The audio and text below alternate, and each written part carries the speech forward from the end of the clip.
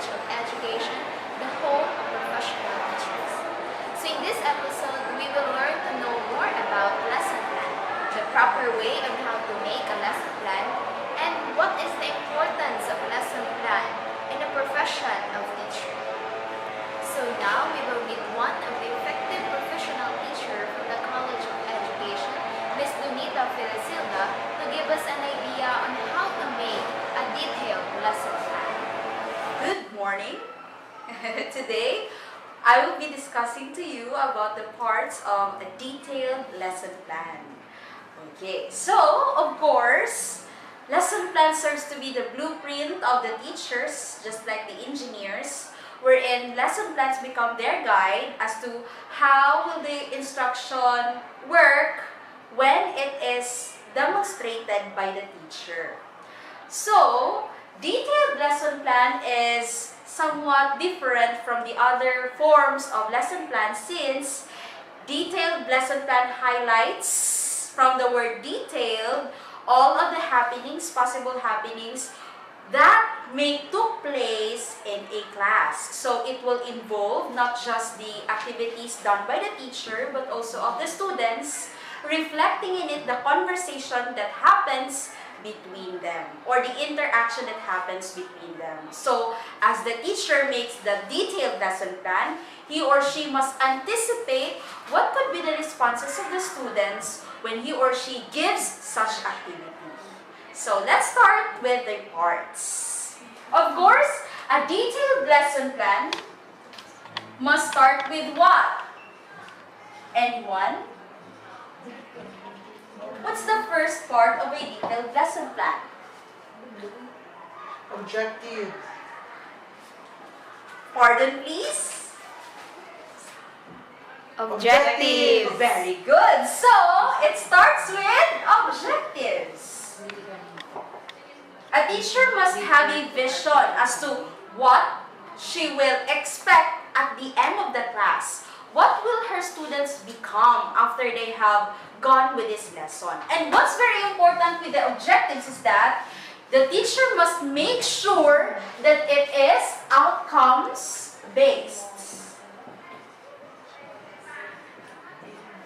He or she must come up with outcomes based objectives so that he or she will really identify what will happen to the students in the end.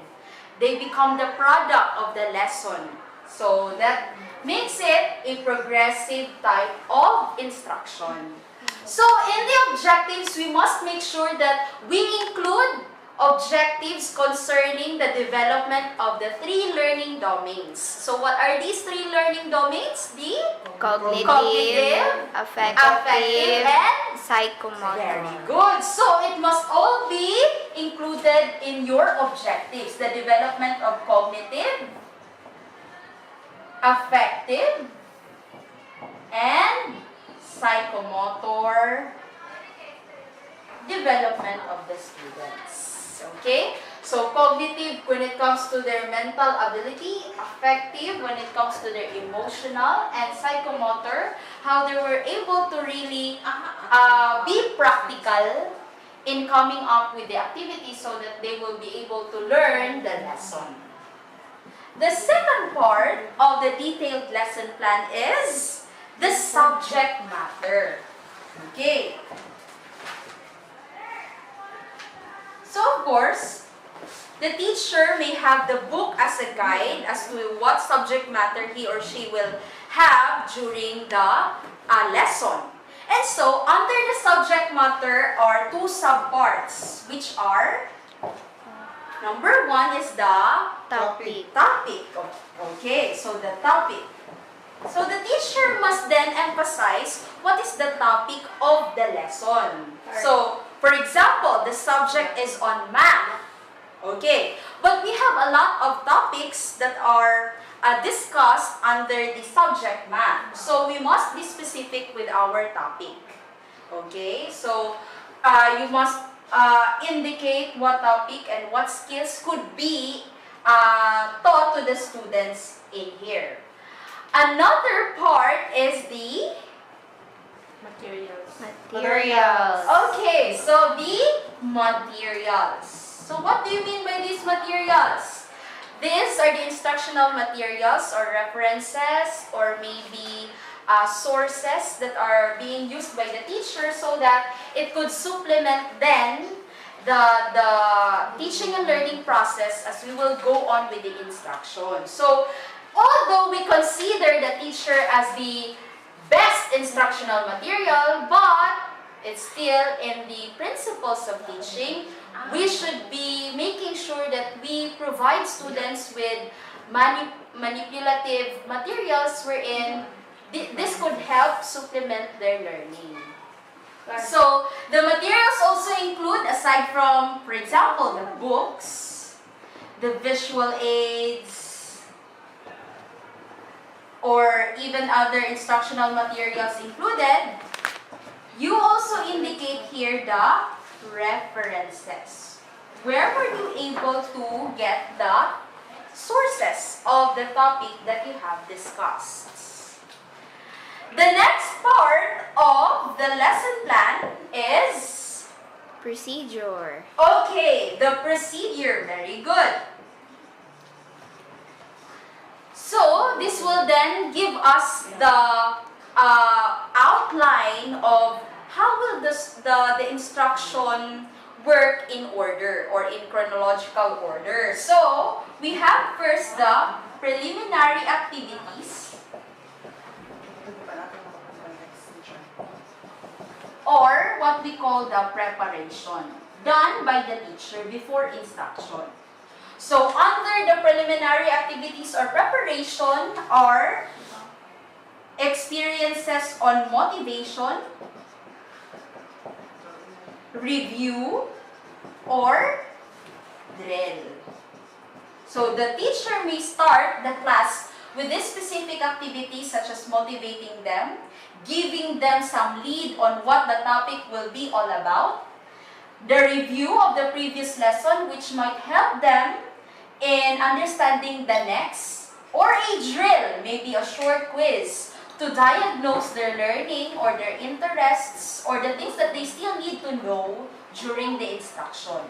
But since the lesson plan is detailed, it must be presented in a way that there is the conversation between the teacher and the student. So, you may present this in a table. Usually, we do this in a table. Wherein here, in the first column, all are the conversation or the dialogues of the teacher. And on the second column are those that are the possible responses of the students. Okay, next, after motivating them, having the review, we will have the presentation of lesson. Okay, presentation of the lesson or the discussion. This is where the teacher will reveal what is the topic all about and then proceed with the learner's activity. So here, the teacher will then give the students an activity and it will also feature all of the learning experiences of the students during the instruction. Okay? Again, it must be in a conversational type of format. Okay, let's continue. Now, I would like to remind you that in the presentation and discussion, although you must emphasize what are the activities that were being prepared by the teacher, but the teacher who is making the lesson plan should make sure that it's student-centered. She must be able to come up with learning activities that would be student-centered and not teacher-centered. So it would be proper if the teacher will always reveal here in the instruction that it will always be the students who are the highlight of the activities. So it must be the students' will. Okay? Next. The next is, of course, we are done with the activities on scrutinizing the topic, but we must not forget about the value infusion or value integration. because this will then contribute to your objective on the affective learning domain of the students. So no matter what is your topic, the teacher must be creative enough or critical enough to identify what specific value she will integrate to the topic. Okay? Even if it's a math subject, although you might find it hard to really integrate some values on it, but then it's always with the teacher's ability on identifying or teacher's creativity on identifying what value to integrate in the topic. Then next, this will be the last part of the procedure, which is the application or an assessment. An assessment during instruction. But still, this is not yet the actual evaluation that is done by the teacher. It's just an application trying to synthesize, or this is the way of the teacher on checking whether or monitoring the student's understanding. Okay? Whether along the course of the procedure, the students learn something out from it. So, this assessment that is featured during the procedure will just be a form of an ongoing assessment. Ongoing assessment. An assessment done by the teacher during the instruction to monitor how far they have gone in the learning of the students. And it must be that in this part, students are now seen being able to apply what they have learned in the topic discussed. And then next, we will proceed with after checking or monitoring students' learning out from the course of the instruction, the teacher may then proceed to the culminating activity on assessing students' learning. And that is what we call the evaluation or the assessment. Because evaluation is part of the assessment. It's just that evaluation is done at the end part of the instruction. That's why it's a culminating activity of assessing students' learning. And in the evaluation, teacher may come out of the box in such a way that he or she may not only stick to the paper pencil type of assessment, but also she could be creative enough to make it product-based or performance-based, provided that the teacher must be able to come up also with the corresponding rubrics to follow in grading the student's performance or product. Okay, so it might be paper pencil in the form of a quiz, or it could be performance-based,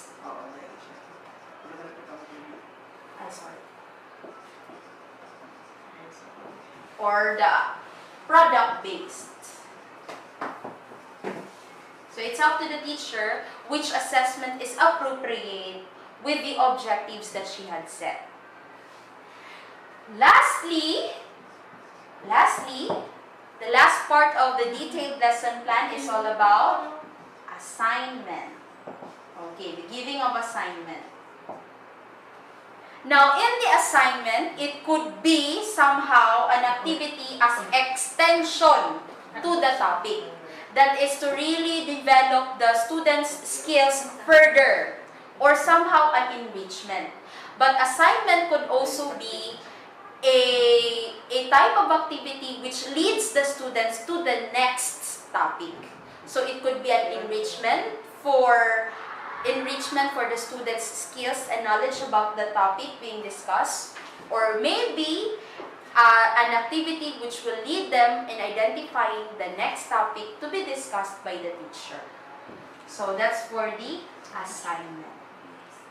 And for everything in the detailed lesson plan, all of the topics coming from this procedure, all of the parts coming from the procedure up to the evaluation, all of this must go back always to the objectives. So whenever we try to identify what are the activities that we should do under these parts, it's always the objectives which become the very basis of it. Because this is the most important part of the lesson plan. And I guess that would be all. Today I don't feel like doing anything. I just wanna lay in my bed. Don't feel like picking up my phone, so leave a message at the tone.